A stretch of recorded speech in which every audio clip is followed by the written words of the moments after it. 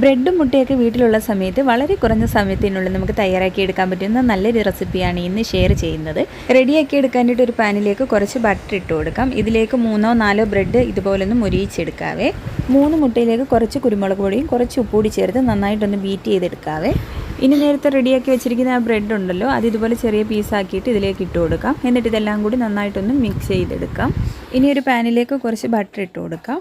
അതൊന്ന് മെൽറ്റായി വരുന്ന സമയത്ത് ചെറുതായിട്ട് അരിഞ്ഞെടുത്ത് കുറച്ച് സവാളയും അതുപോലെ തന്നെ കുറച്ച് ക്യാപ്സിക്കം ചെറുതായിട്ട് അരിഞ്ഞതും കുറച്ച് തക്കാളി ചെറുതായിട്ട് അരിഞ്ഞതും ഇട്ട് കൊടുക്കാം. ഇനി ഇത് ചെറുതായിട്ടൊന്ന് വാട്ടിയെടുക്കാവേ.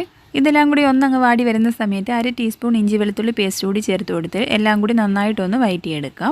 ഇനി നമ്മൾ നേരത്തെ റെഡിയാക്കി വെച്ചിരിക്കുന്ന ബ്രെഡിൻ്റെ ഒരു മിക്സ് ഉണ്ടല്ലോ, അത് ഇതിലേക്ക് ഇട്ട് കൊടുത്തിട്ട് ആ മുട്ടയൊക്കെ ഒന്ന് വെന്ത് വരുന്നിടം വരെ ഒന്ന് മിക്സ് ചെയ്തിട്ടെടുക്കാം. ഇനി ഇതിൻ്റെ മുകളിലായിട്ട് കുറച്ച് ചീസ് കൂടി ഇട്ട് കൊടുത്ത് ഇനി അത് അടച്ച് വെച്ച് ചീസൊക്കെ ഒന്ന് മെൽറ്റാക്കി എടുത്താലുണ്ടല്ലോ സംഭവം ഇവിടെ റെഡിയാണ്. അപ്പോൾ ഇതുപോലുള്ള ഈസി റെസിപ്പികൾക്കായി നമ്മുടെ ചാനൽ ഒന്ന് ഫോളോ ചെയ്ത് സപ്പോർട്ട് കൂടി ചെയ്യാൻ മറക്കല്ലേ.